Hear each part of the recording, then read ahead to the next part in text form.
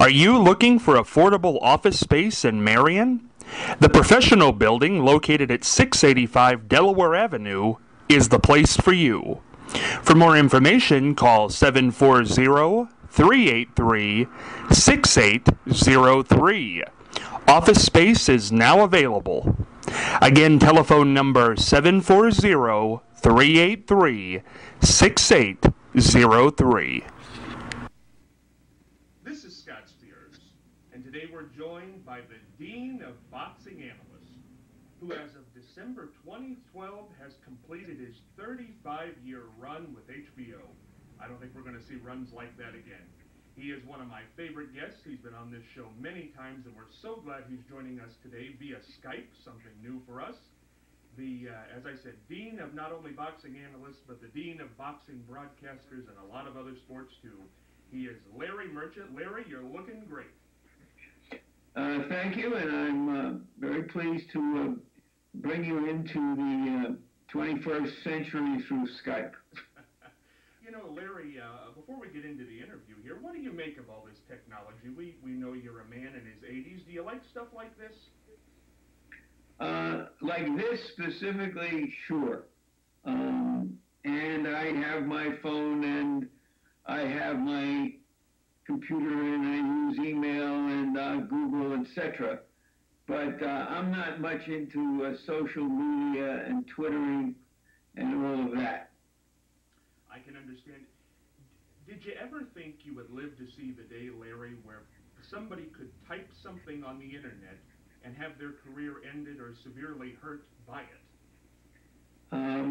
Well, I go back to when I was in the Army. I learned Morse code.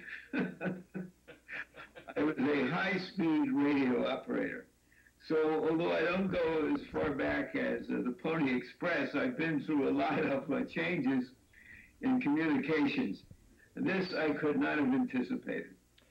A lot of people, Larry, ask the question, are we ever going to go back to a time, we're obviously not going to throw the internet out or cell phones, but will there ever be a time where it's regulated to a degree that it's not exactly running the world? I don't know if they're going to ever be able to put that genie back into the bottle.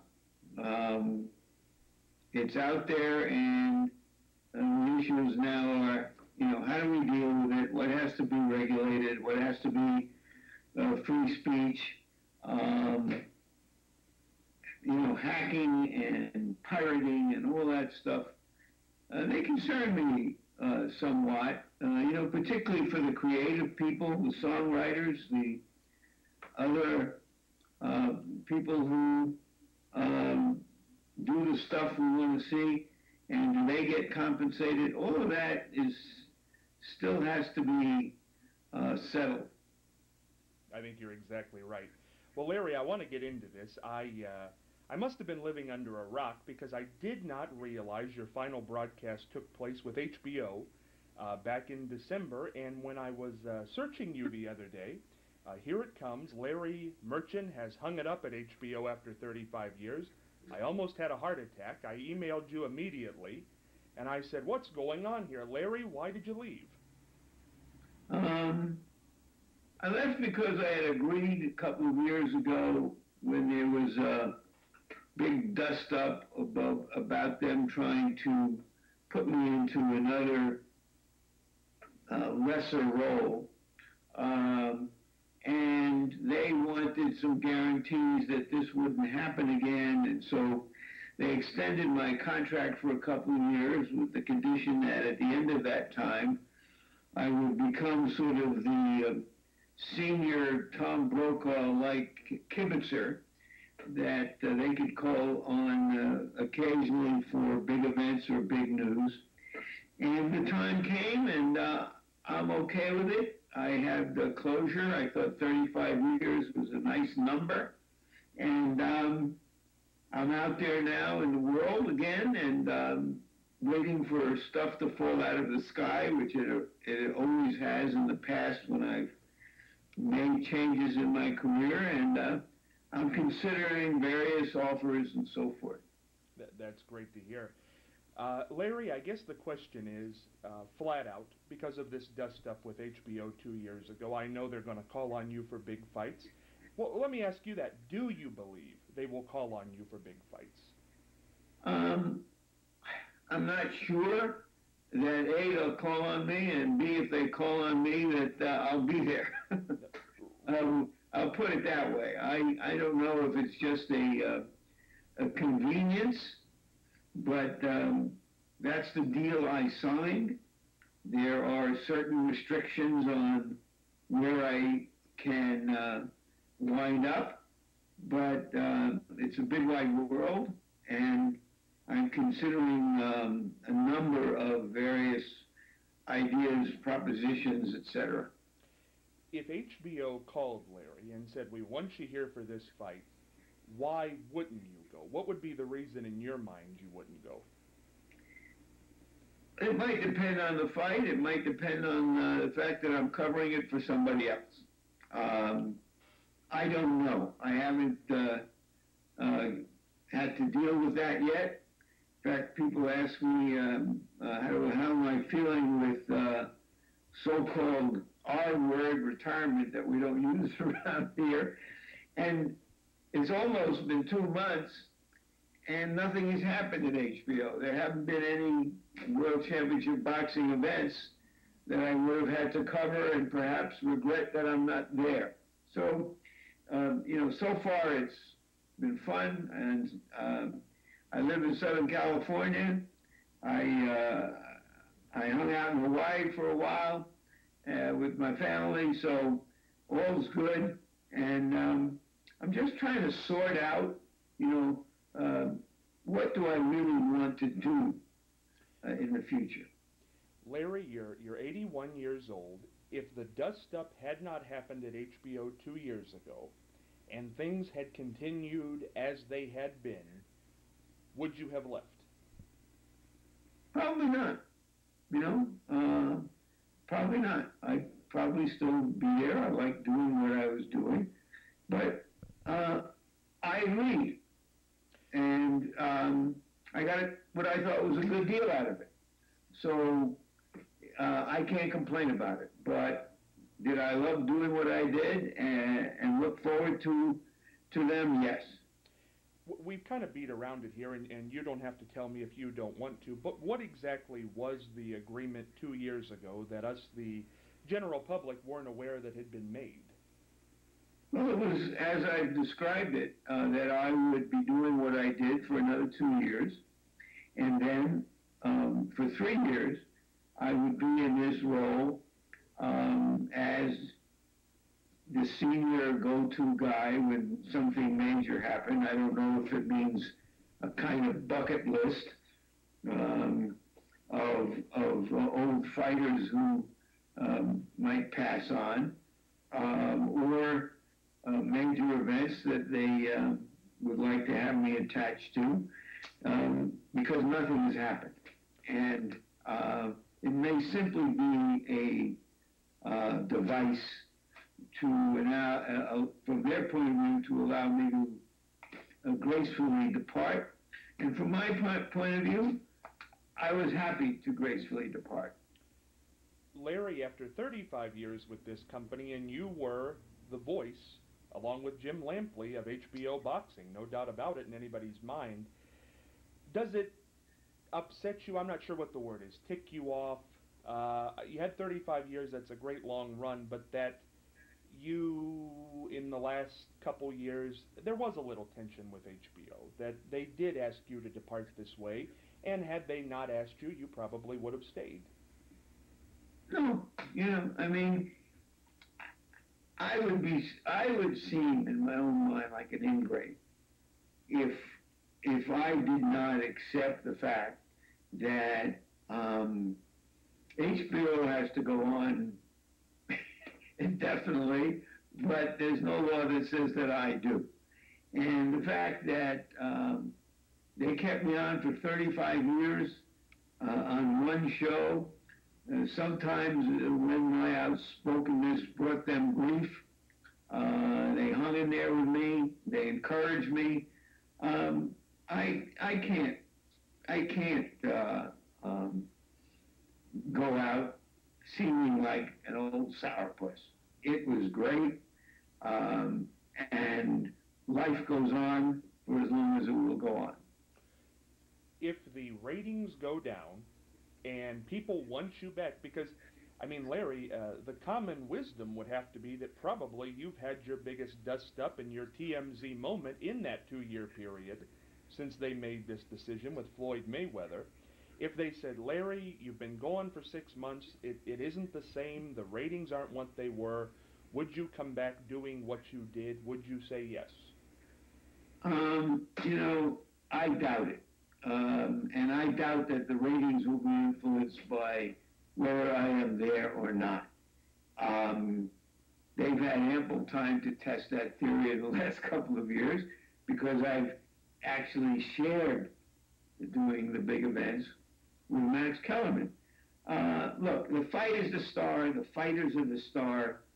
Yes, it's important to frame all of that in a show to communicate what's going on, to communicate the feelings and emotions and passions of the event, to sometimes surprise the viewers with an insight. But I think the fighters, if they come along, they'll still be the stars and they'll still drive the ratings. I agree with you. The fighters, hopefully, do you think boxing can have a resurgence with this ultimate fighting stuff, with this world we live in now? I don't know. I think there's always been a curiosity and maybe some kind of manhood statement needing need to have man-to-man combat, now also woman-to-woman combat. So I don't think that's going away. It may take different forms. I think that what's generally neglected here is the fact that, like other sports, baseball, basketball, hockey, it's a global sport. And globally, boxing is doing just fine in many places. And here's another anomaly. While it's certainly not the mainstream sport that it once was, where little old ladies from Dubuque knew who the heavyweight champion was, usually an American. On cable television, there's more boxing than ever.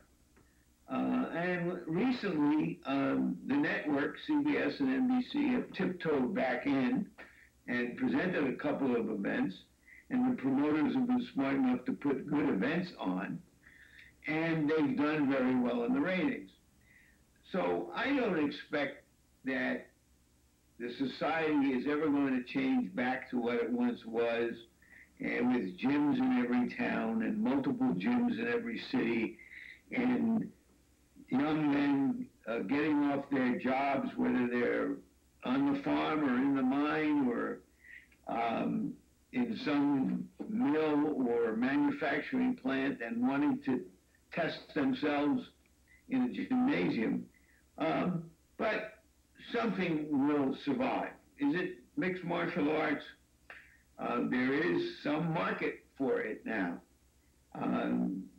Some observers I know think it may impact wrestling as a sport or a show more than boxing, because boxing has been on its trajectory for decades and decades and decades.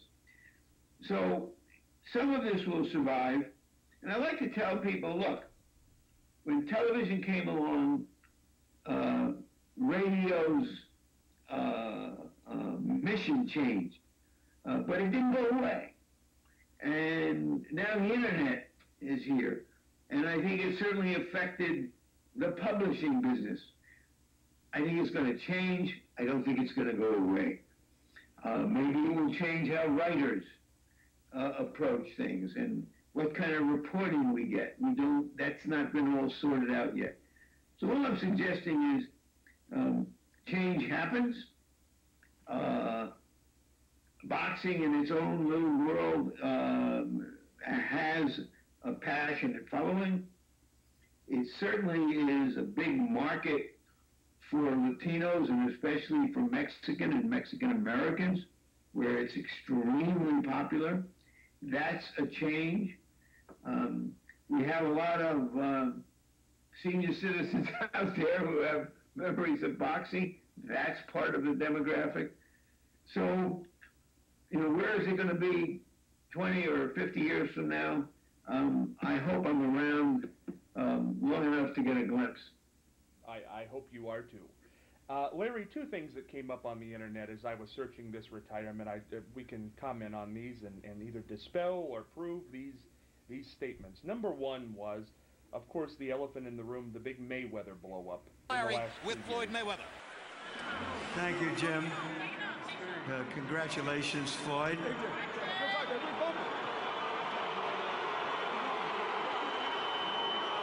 You hear the crowd, at least the good part of it is in an uproar because they felt that you took shots at him unfairly after you went together in the ring, made up for the headbutt, and then you poked him. What's your story? First off, I want to thank God for this victory, because without God, all this wouldn't be possible. I want to thank my team. I got hit with a dirty shot, and it's protect yourself at all times. I hit him with a left hook right hand, and that ended the bout. So you're saying that even though it appeared that he wasn't protecting himself and thought that that was part of the ceremony that you were going through of apology, that you unfairly took advantage of it, what do you say to those who say, what'd you do there? You were winning the fight and in charge. I just want to tell everybody that bought pay-per-view, that came out to Las Vegas, thank you. Anyway, it was a hell of a fight. Floyd, you're a promoter, but now we're talking to you as a prize fighter. Let's take a look at what happened at the end of the fight, let's look and at you it. describe it.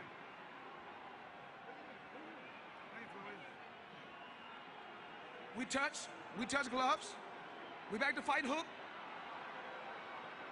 Right hand, and that's all she wrote. So for you, it was just an automatic response. Let's get on with the fight. It's protect yourself at all times. He done something dirty. We're not here to cry and complain about what he did dirty or what I did dirty. I was victorious. If he want a rematch, he can get a rematch. You were in charge of the fight. You were aggressive and trying and taking advantage of what you saw as a flaw. You know what I'm gonna do? Because you don't ever give me a fair shake. You know that? So I'm gonna go and let you talk to Victor Ortiz, all right? I'm through. They put somebody else up and give me an interview. What are you talking about? What are you talking talking about? You never give me a fair shake. HBO needs to fire you. You don't know. Larry, with Floyd Mayweather. Thank you, Jim. Congratulations, Floyd.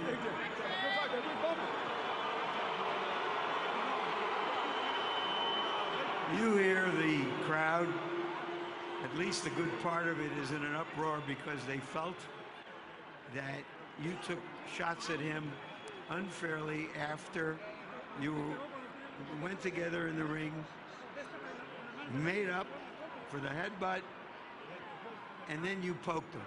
What's your story? First off, I want to thank God for this victory, because without God, all this wouldn't be possible. I want to thank my team. I got hit with a dirty shot, and it's protect yourself at all times. I hit him with a left hook right hand, and that ended the bout.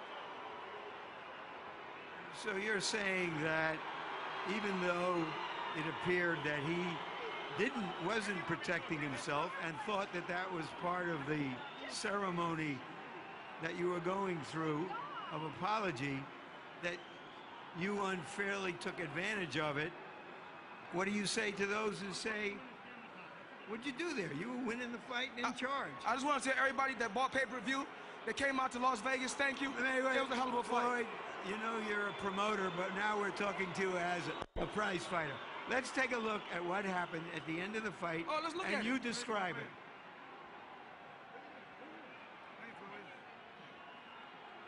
We touch gloves. We back to fight hook. Right hand. And that's all she wrote. So for you, it was just an automatic response. Let's get on with the fight. It's protect yourself at all times. He done something dirty. We're not here to cry and complain about what he did dirty or what I did dirty. I was victorious. If he want a rematch, he can get a rematch. You were in charge of the fight. You were aggressive and trying and taking advantage of what you saw as a flaw. You know what I'm gonna do, because you don't ever give me a fair shake. You know that? So I'm gonna go and let you talk to Victor Ortiz, all right? I'm through. They put somebody else up and give me an interview. What are you talking about? What are you talking about? You never give me a fair shake. HBO needs to fire you. You don't know. I wish I was 50 years younger and I'd kick your ass. Anything from HBO on that, was that part of this? Did that figure in at all? I can't, since the contract that I agreed to predated the Mayweather incident, objectively it did not directly affect what happened. Since Floyd Mayweather is a huge presence on the scene and is a huge economic powerhouse on the scene, sure, I think executives feel that they have to deal with that. The immediate reaction that famous or infamous night was, well, this is going to be a one-day story because we're not going to try to exploit it. And I just sort of nodded because I know the media, although I had no suspicion whatsoever or experience about how the story went viral. And I had a lot of fun with it as people wanted to talk about it. And then they changed their minds. They thought it was an amazing event because HBO does not normally get that kind of reaction to its performers. Long term, I can't say it had a direct impact.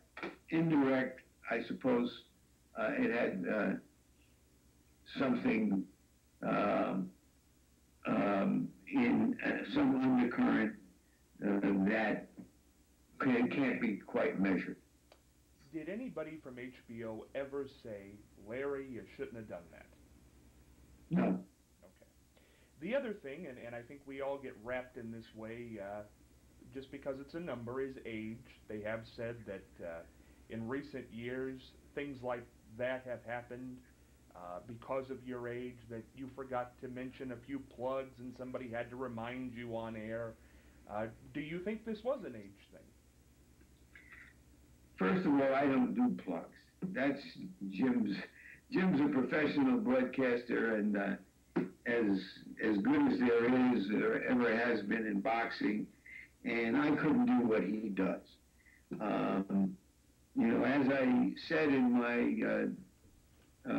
farewell, there were a lot of people I had to be thankful for because they did all the serious stuff to put together fights and shows and keep things running so that I could just play in my sandbox. And it's true. So, no, that was not part of it. Now, I'm in a visual medium.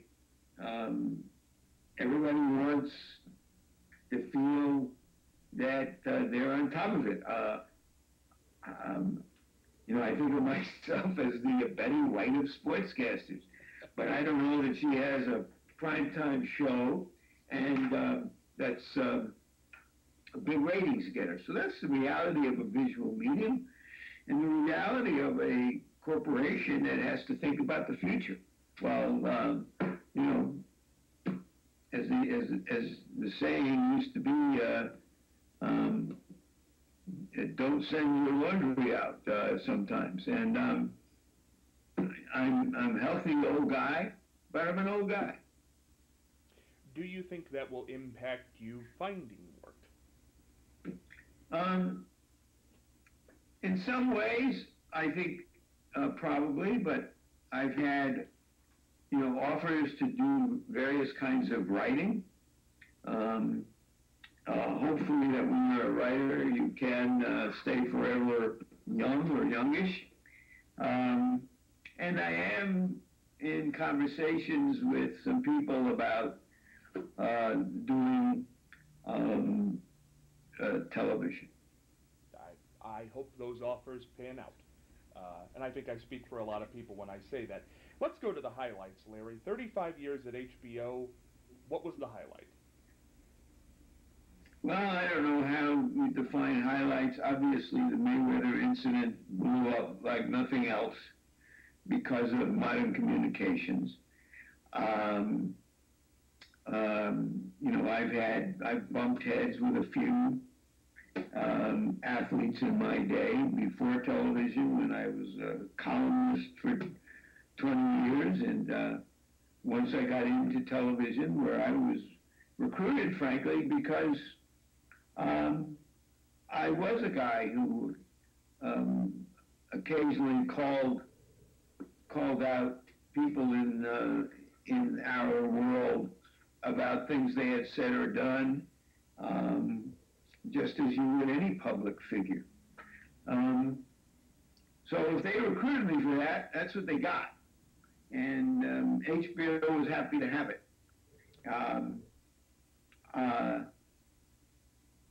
Have I slowed down? Am I throwing more off-speed pitches than high, hard ones? That's for other people to decide. When the moment comes, I'll know it. We've talked an awful lot about the Mayweather thing here. I just want to ask this about it. Do you regret it now? Absolutely not. Why? Well, the only discussion around my household was by the house grammarian, my wife, who thinks that grammatically I should have said if I were 50 years younger.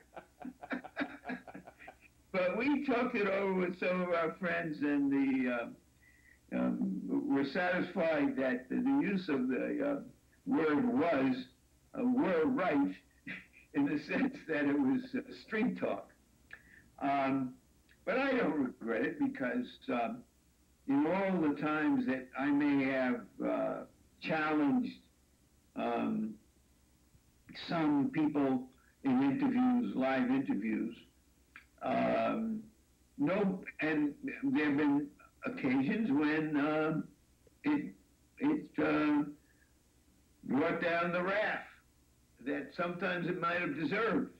But nobody had challenged me personally the way Mayweather did. And it was a spontaneous counterpunch, defending myself against the bully. And that's how people perceived it. And when you act out of an honest emotion, you can't go wrong. We talked about your highlight. Was there ever a night when you just said, boy, this is not for me. I don't like this. I don't like what's going on. Was there a low point in that 35-year relationship with HBO? I don't know. Look, like everybody who's in this business, I second guess myself. I'm a tough critic of myself.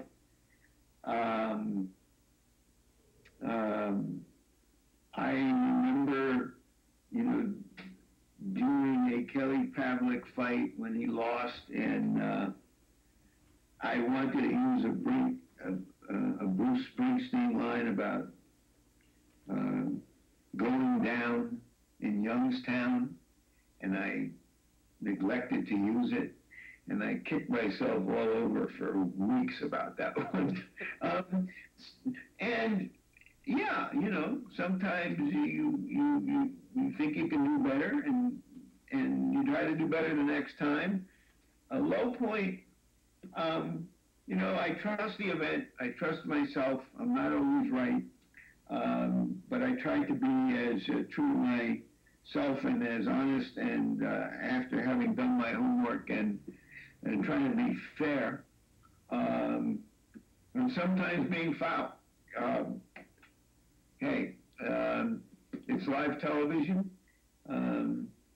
The fighter is, and the fights are the stars. I'm just a ringside guy who's interested in human behavior as well as the competition and sometimes the drama.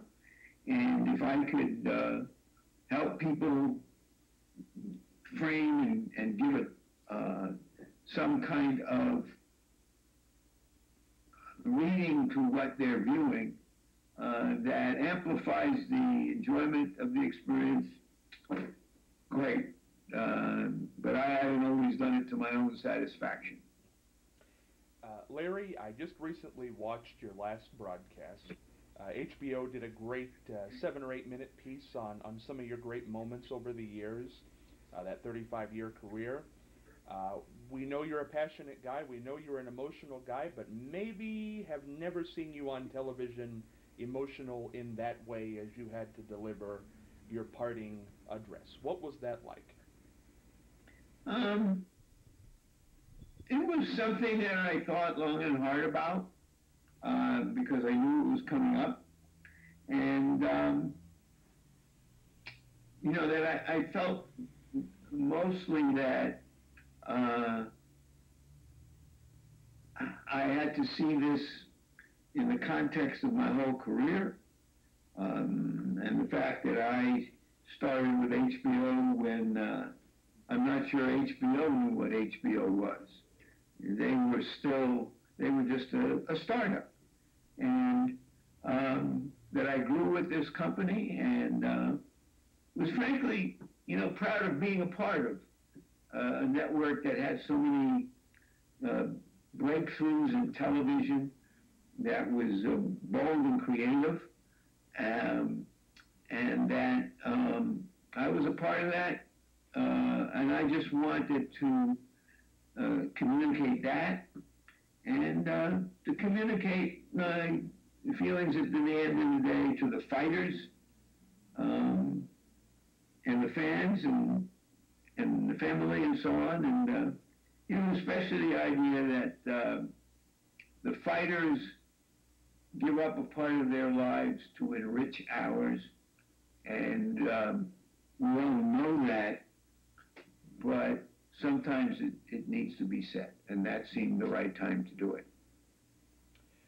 Did it tug on your heartstrings to do it? Did you think you would be emotional? Did you think you were emotional? I thought I'd be more emotional than I turned out to be. It turned out to be a kind of emotional weekend. We were in Houston. My wife came with me. She doesn't often come to the fights. There was a dinner with about 20 HBO people, behind the scenes people who I've worked with for very many years.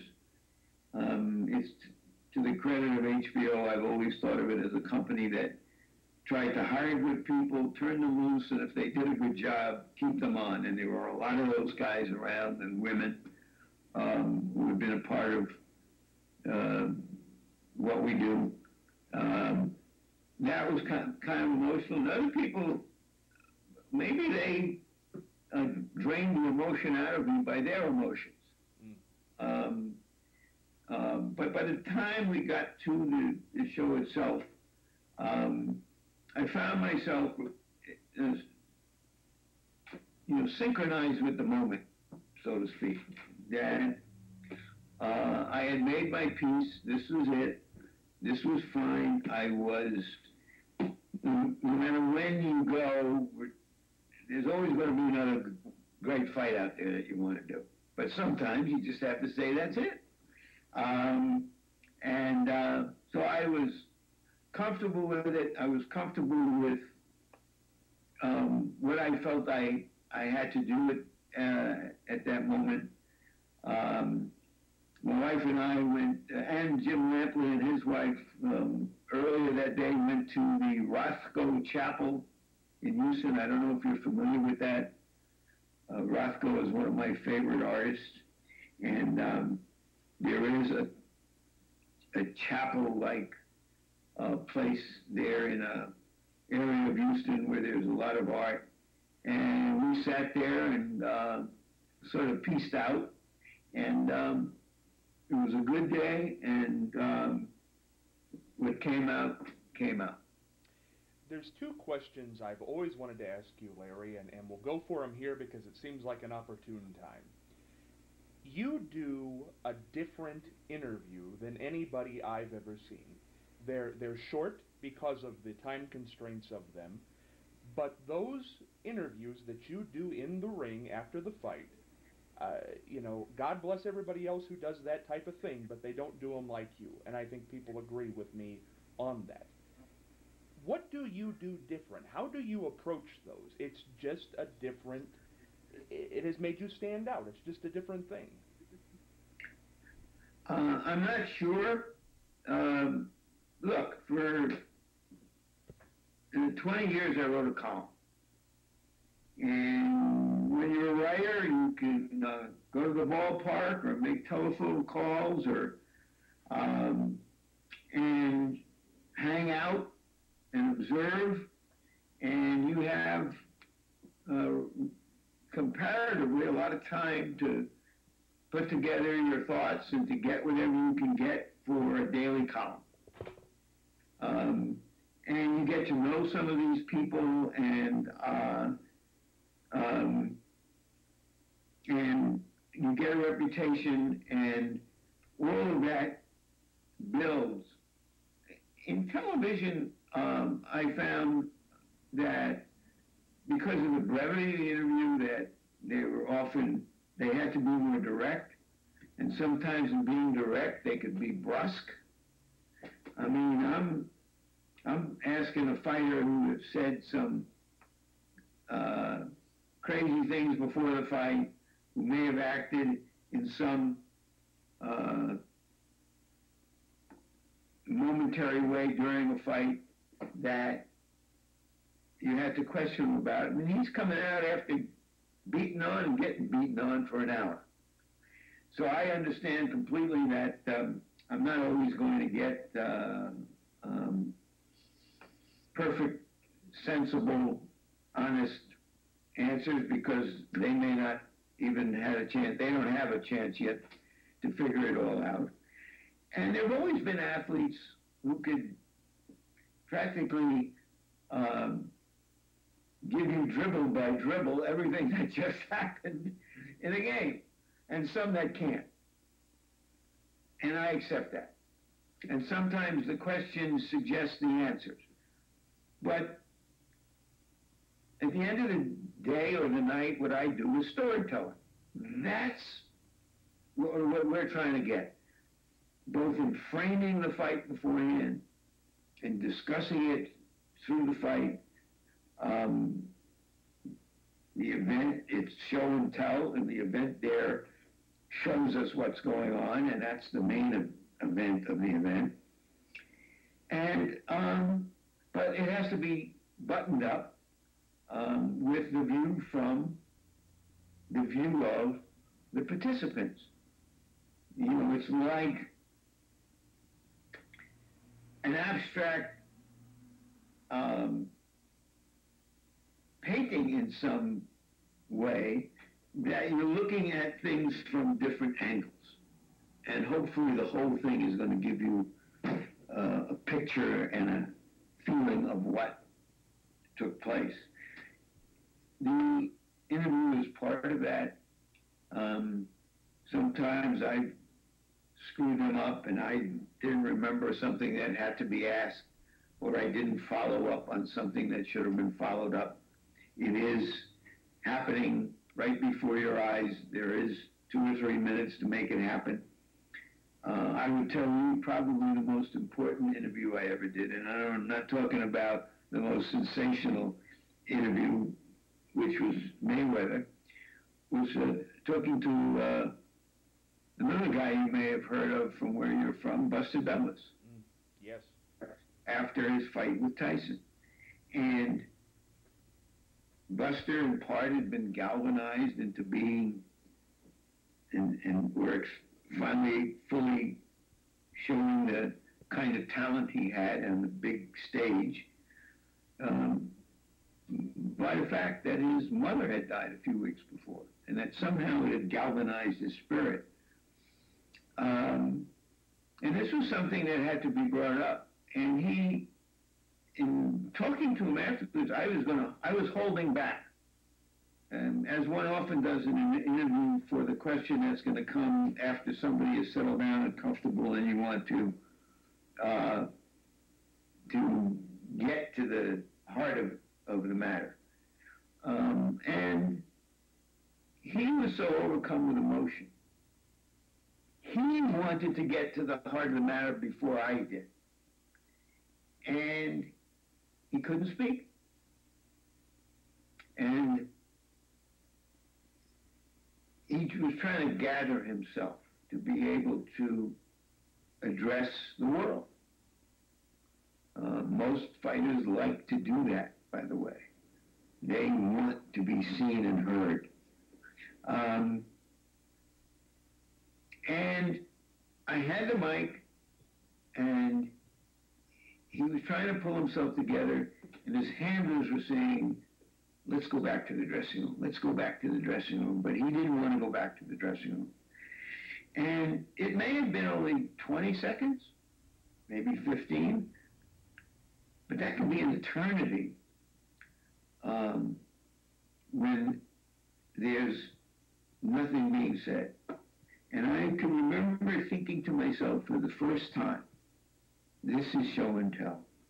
And what this is showing is the real emotion of a human being who is just, in Ali's words, shocked the world. And this is a story. Eventually, he was able to speak. We got on with the interview. But there's not even anything a close second, in part because of the immensity of that night, that upset, that moment, to that non-speaking 15 or 20 seconds. That's a great story. That is a great story. Larry, the other question, I'm kind of overcome just hearing about that now, thinking back about that. We'll have to get Buster sometime around. He still lives in the Columbus area. We'll have to reunite you two. That'd be fun. Thank you. Larry Merchant is with the new champion. Larry, if you can hear me, take it away. It's all yours. All right, I'm with Buster Douglas. Buster Douglas, undisputed heavyweight champion of the world. Can you believe that? Yeah, it's happening. Take this out. Take this off. Why did it happen, James? Because I wanted it. Why? Why did you win this fight that nobody on the planet gave you? His mother. In what way? God bless her heart. Yeah.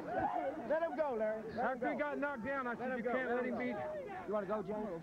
No, let him talk. Number one, boy. Are you saying, I mean, you came out here more animated than we've ever seen you, more focused than we've ever seen you, and you're crediting it to the fact that the death of your mother just what? Focused your mind what? I was already focused, you know. The other question I wanted to ask is a philosophical question, and maybe you'll like it, maybe you won't, but I want to get your opinion on it. Of course, you're in that box. You've lived in that box for 35 years on HBO. A lot of people describe Larry Merchant with a lot of different adjectives. Some people say mean, some people say great, some people say fiery, some people Mayweather, you don't know what you're talking about. Is he a mean guy? Is he a tough guy? Is he a softy? When you see that guy on the screen, it's got to be a great disconnect. Who is he? I don't know if you know the artist Chuck Close.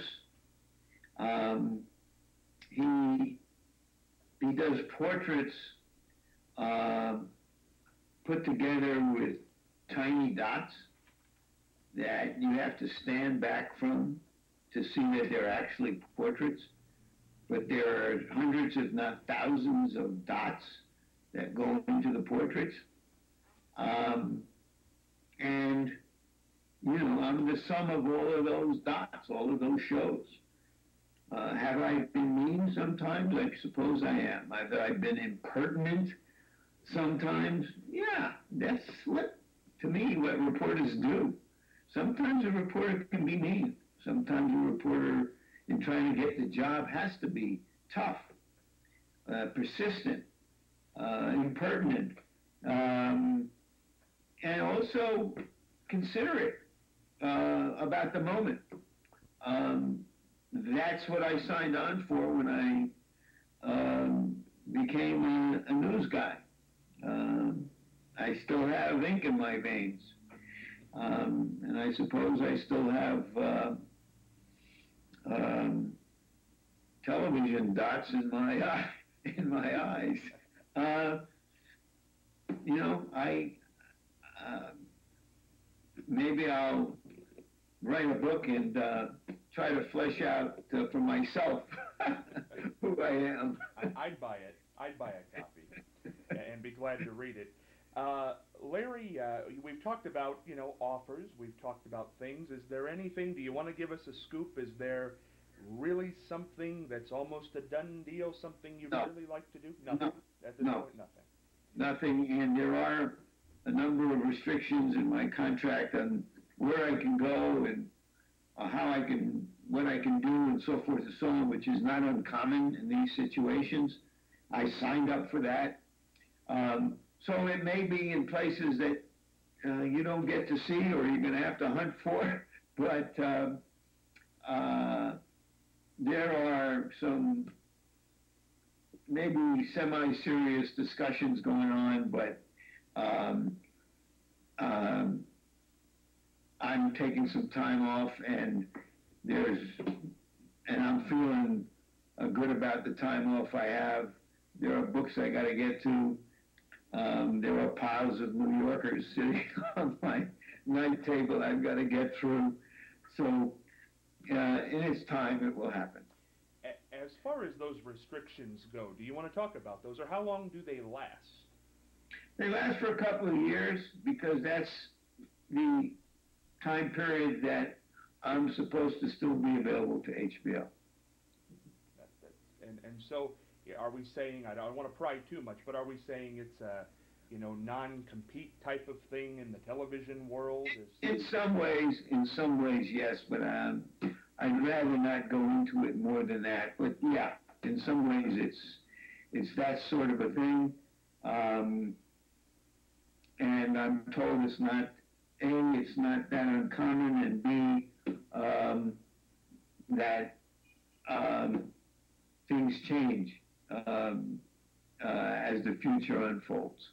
I understand that. Before we let you go, Larry, because I think this could be your next career. I know a lot of people see you as a sports guy. You certainly are a sports guy. There's no doubt about it. But we've talked over the years about some just regular old news stories, and I love your take. And there are two in particular, three actually, that I want to get your quick thoughts on before we let you go. The Bill Maher, Donald Trump thing going on right now.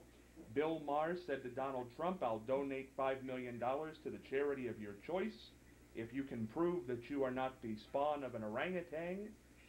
Obviously a joke. Well, Donald showed Bill Maher his birth certificate and is now suing Bill Maher for $5 million. What do you think, Larry?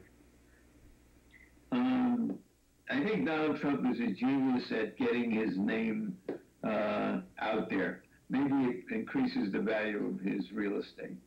Should Bill have to pay? No. Okay. Any reason why not? Because I think Trump is a comical public figure, and I think that any arrows shot into him are a target that he invented. This is a question right up your alley for the broadcast journalist in you, Larry. Chris Christie, Governor Chris Christie from New Jersey, has been on television a lot lately, sort of making light of his weight on Letterman the other night. But a former White House doctor, I believe he was there till 2001, said he would be worried that if Christie was elected president, that he would drop dead. Christie did not like that and called the guy a hack. Should the former doctor have had to say that, Larry, or should he have said that? You know, I think that, Christie's, a formidable political figure, a likable guy, etc., and if they're talking about him as a presidential candidate, and the fact that, there are a lot of smart people urging the country to go on a bit of a diet because the profile of our country is more like Christie than it is like Obama, and it's a health issue. And then I understand why he spoke out, trying to make a point. But there's another thing. I think one of the things we've learned watching Obama, a young, trim, fit executive, what it takes to do that just as a job, it's staggering. And so I think that not in terms of how Christie looks and how smart he is and how good he is at being a governor, but I think there is a health issue about electing a guy who seems like a candidate to have problems when he has to do that kind of a job, or maybe he has to reinvent what the job is. Does it make the doctor/journalist a hack, as Christie said? I've never heard a doctor called a hack. Different, yes. Me, yeah. Politicians, yes. And I think that through Christie's lens, opponents are hacks. There you go. One more thing, Larry, and my goodness, it's changing the world. The world's in an uproar. We're going to lose Saturday delivery of our mail. What will we ever do? It's a good question because I didn't get my Thursday mail this week.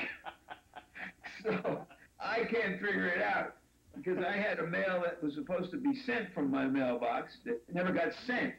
And I don't know why I never saw, maybe there was no mail to deliver and so they bypassed me, or maybe this is a test run for Saturdays. But I saw the future yesterday and I didn't like it very well, but I guess it reflects the real world. Do you think people will calm down, or do you think the post office will cave? Because from what I understand, they're still going to deliver packages. If you're out there delivering the packages, why not drop off the mail? I guess because the packages generate more revenue. And because there are private companies competing with the post office, and as I understand this, just kind of scanning the stories, the package business is a profitable business for the post office. So we live in a capitalist world, and I guess this again is a reflection of the reality of the world, and I'm a bit more concerned about those rural areas and whether they're going to get their mail on time. To say nothing of their packages. Yeah, does it tick you off? It kind of ticks me off. I like getting the mail on Saturday. I don't know why, but I like it. Maybe I'm a creature of habit. You know what? In practical terms, it's not going to affect me that much. It's just one of those signposts along the way like when a favorite local shop closes up, because there's better competition in the next neighborhood or the next town, that things are changing.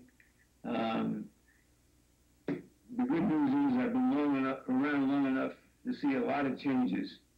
Going back again from the Morse code to the YouTube. We're tying it all together. As here comes the last question, Larry. And don't take this as an age question, because I ask everybody this, and it seems like an apt time. You are a public figure, there's no doubt about it. 35 years on home box office. From Buster Douglas to Mike Tyson to Floyd Mayweather and a whole lot of people sprinkled in between. You've been a part of our lives for 35 years. Whether you like it or dislike it, you are going to be remembered. Your face is going to come up on sports footage for years. HBO has sort of become the foremost authority on boxing fights. A lot of those great moments are going to be watched by us for years and years and years, and your face is going to be there. How do you want to be remembered? What's the epitaph on Larry Merchant? Well, how I will be remembered is if I was 50 years younger. You know, that's the lead graph of the obituary. Let's face it. There's nothing I can do to change that. And even though I've had a long career in print journalism and books and so on and so forth. So one of the things I've learned over my life, and I think it's probably been a helpful thing, is you don't have any control over this.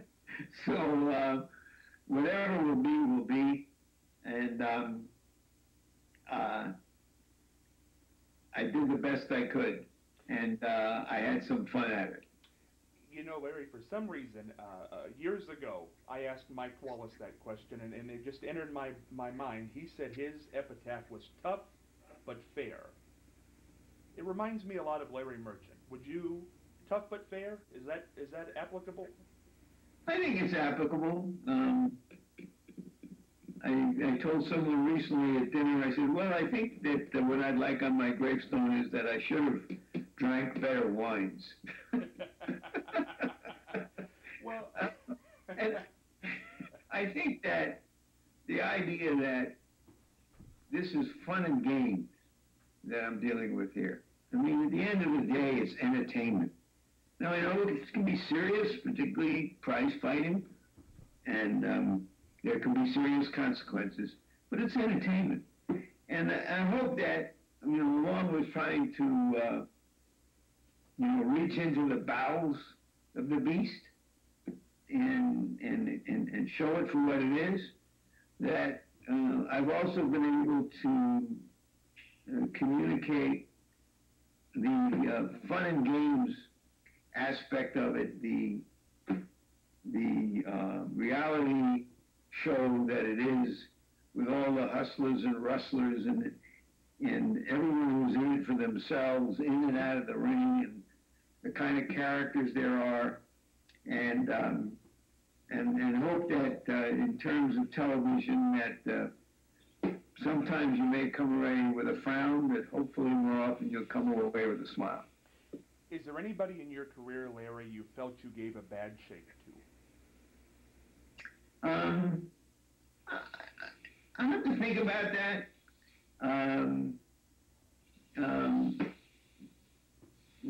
Maybe I did somewhere along the way.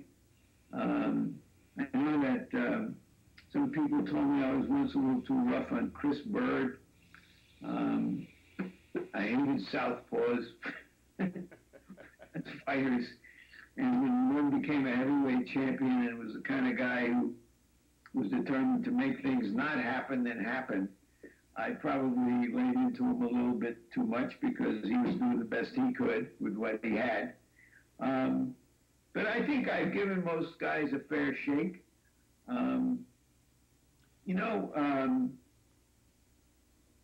I like fighters, but not all fighters. just the way I like food, but not all food. I like movies, but not all movies. And I'm here to tell you the parts I like and the parts I don't, and try to be fair even to those I'm not particularly fond of. Complete this sentence, Larry. The greatest boxer of all time is? Sugar Ray Robinson. Well, Larry, I got to tell you, I think a lot of people would agree with you. Now, I'm going to go off script here for a second before I let you go. And don't, like I said, don't take this. This is not an epitaph or anything of that nature. But it seems maybe like an apt time as you end one phase of your life, the 35-year career at HBO. We've had you on the show via telephone several times, and here now in the Skype age, it's a lot of fun to get to see you. I know you can't see me, but I enjoy seeing you up on the screen there. Larry Merchant has been entertaining me for much longer than I've been in a position to talk to him. I can go back to the 1980s, and I could quote certain fights to you. The Buster Douglas one came back to me when you talked about it. I remember many of your great moments with George Foreman, and no disrespect at all to Jim Lampley or George Foreman or that whole other team, because they're great guys, and they're still there, and people should still watch. But Larry, my goodness, you were the guy for me.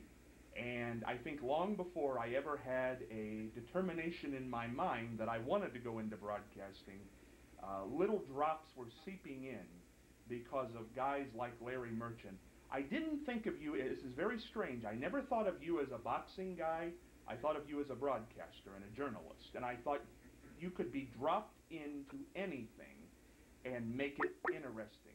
And I truly do believe that. And boy, Larry, I am sad to see you go on HBO because it won't be as entertaining for me anymore, and that's just my personal opinion. But boy, you are the consummate professional, and I want to see your face again, and I want you to come back here all the time. So don't sign any contracts that won't allow you to come back here. Thank you, Scott. I'm flattered. Okay, thank you. Larry Merchant, the consummate pro, ending 35 years at HBO, but certainly not ending us seeing him. Thank you, Larry. I enjoyed that. Thank you, Larry. Thank you, Scott. Always a pleasure. Take care and enjoy the day. Anytime.